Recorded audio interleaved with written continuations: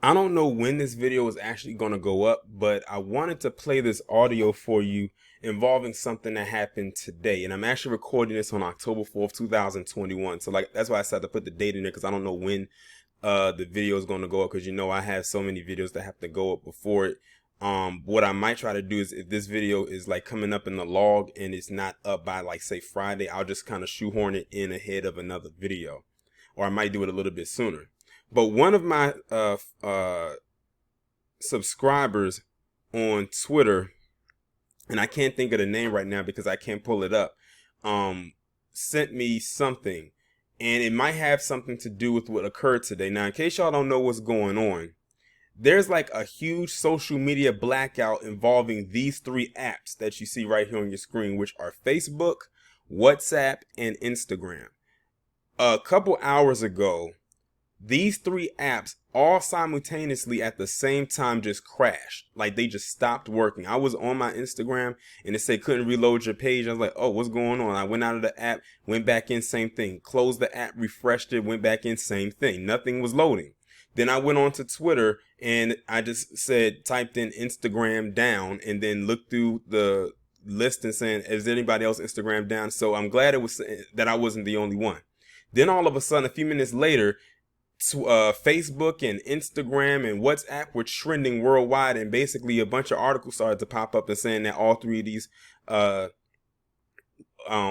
were shut down. Now, in case y'all don't know, Facebook owns WhatsApp and Instagram. So if something happens with Facebook, it's going to happen with the rest of them as well, unless it's something that only attacked just the Facebook server and not the other two. But this one, whatever got a hit, it did basically a company-wide attack where it affected their other apps that they own as well. And Telegram is another app that it affected, because I have Telegram as well, and I can't even get in contact with my team on there. I was actually talking to somebody in the text message. I said it feels like the 90s all over again, because if they cut off Twitter, that's it. Because like Twitter, Facebook, and Instagram are like the trinity. People really don't use WhatsApp like that unless they're doing international. For me, unless it's like international calls to avoid having to pay an international fee. But when it comes to Facebook, Instagram, and Twitter, that's like the trinity. And Twitter's the only one that's not affected because Twitter is not owned by Facebook, so it's not under its server. If it was, we wouldn't be on Twitter right now. We would pretty much have no communication whatsoever. But there have been issues before where a particular app has shut down or something like that, and they were able to get it back up. But this, for me, from what I've experienced before, I have never seen the outage last this long. Like the outage has been going on for like the last 4 hours. It is now currently 4:21 p.m. where I am currently at the current time of me recording this video. It has been, and the article started popping up at the earliest 4 hours ago when it all started. So that's a long time to be down. So what I'm going to do is I'm going to play this video or this audio from what someone has sent me about a Facebook whistleblower.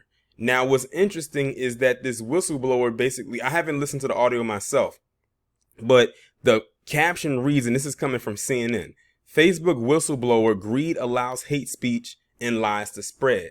Now, what's interesting about this is, and it's about a 4-minute long video. What's interesting about this is that this video or this whistleblower came out and said this yesterday or some recent time, and now all of a sudden this happens. So I don't think that this was much of a coincidence, but I'm gonna go ahead and let the audio play. It's like I said, it's about 4 minutes and 10 seconds long, and I'm gonna let y'all hear it. This will be my first time hearing this, so I'm curious to see what this person has to say.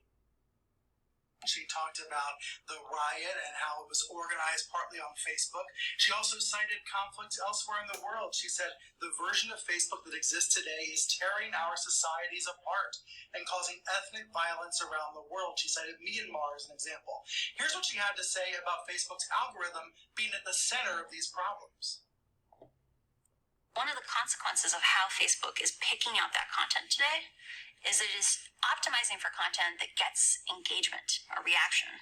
But its own research is showing that content that is hateful, that is divisive, that is polarizing, it's easier to inspire people to anger than it is to other emotions.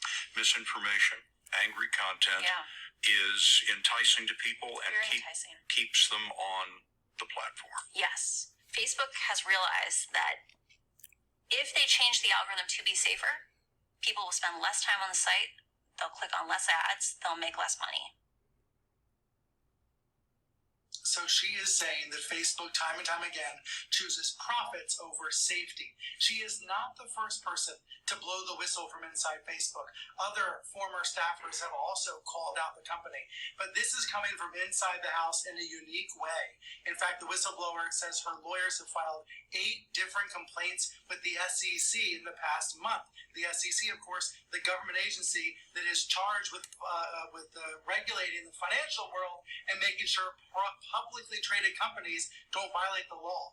Her lawyers are alleging Facebook does violate the law because what it says in public is contradicted by this private internal research, and that's one of the reasons why she leaked this research to the Wall Street Journal, and now she is going public in the most public of ways, Pamela, on one of the biggest shows on television, trying to call out Facebook.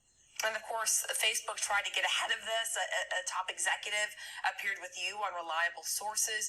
What more do we expect to hear from Facebook? And what more do we know about her role at Facebook? Why she would be someone of credibility to speak about this?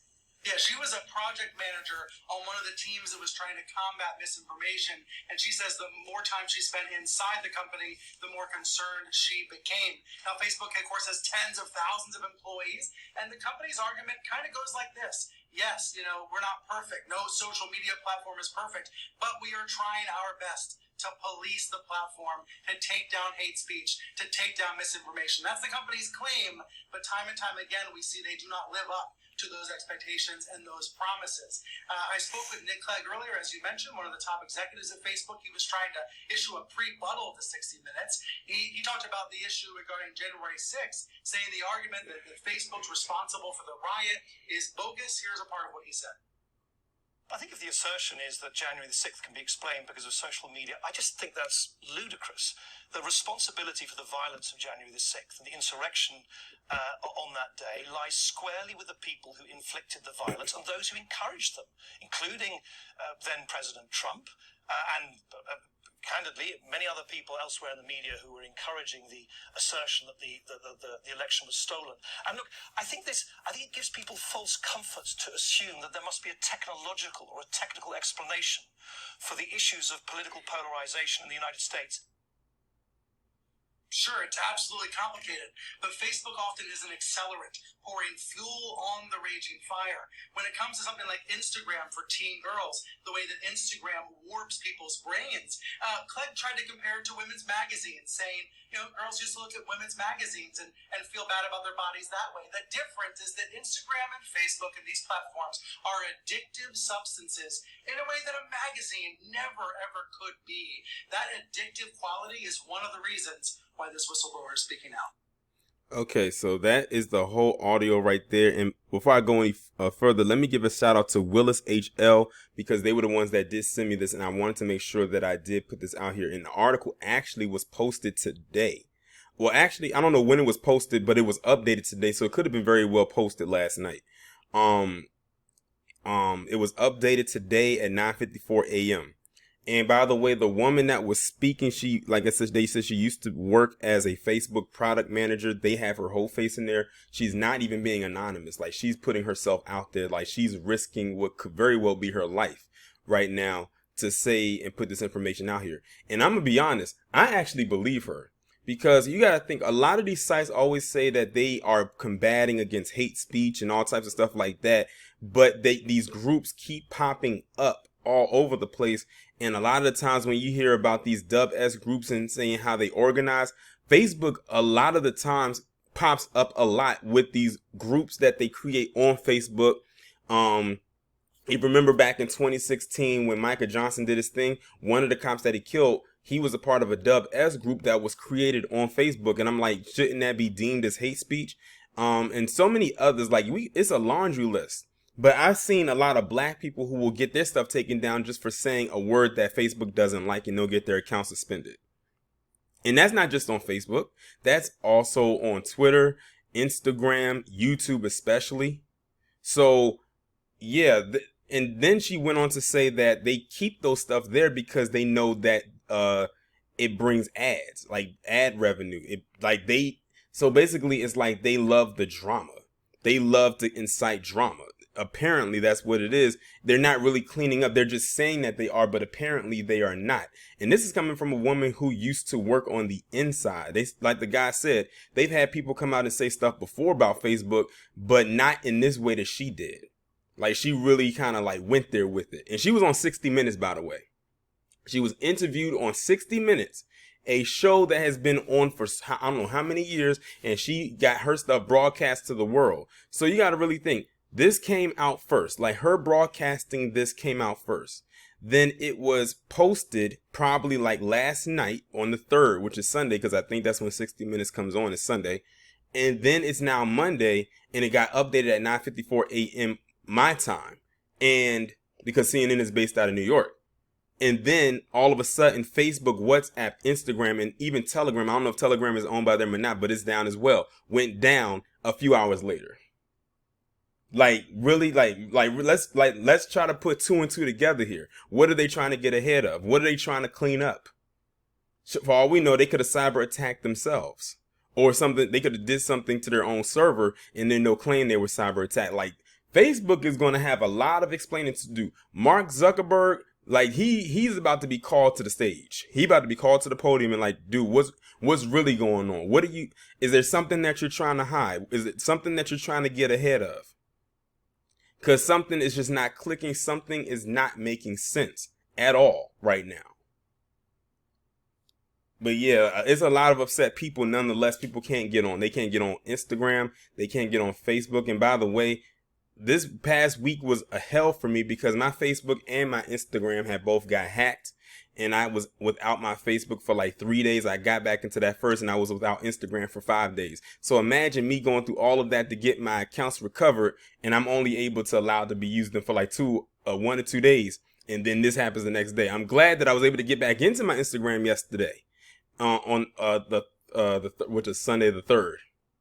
Because if I was still going through it, trying to get in with this happening, I definitely wouldn't have stood a chance of trying to get in right now. I wouldn't have even known there was a blackout or whatever, or outage, until I went onto Twitter and saw it trending. But thankfully, I had all of my ducks in a row and got back in. But look, I'm locked right back out but at least I'm not alone. And I know it's not because of a hacker. So yeah, it's a lot going on right here. It definitely is. But, yeah. I'm just curious to see what else y'all have to say down in the comments about this whole situation, because this right here is a doozy. But this is just my take on why I believe Facebook, WhatsApp, and Instagram, and as I can see it now, Telegram, even though I don't think they're owned by Facebook, but they're currently down too. Ironically, they went down around the same time.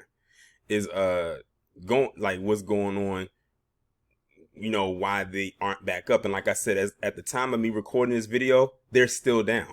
Like I checked before I made this video just to see if I can come in here and say, oh, they're back, that it's back up. The video is going to get recorded regardless if they were up or down or not, but we shall see. And it makes me wonder, by the time I get this video uploaded, which I think I might just jump ahead of the line and have it be the premiere video for tomorrow, which is Tuesday, October the 5th, and see if it's up by then.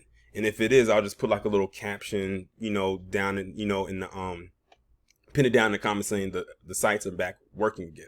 And if not, then it is what it is. But y'all let me know what y'all think about this down in the comments.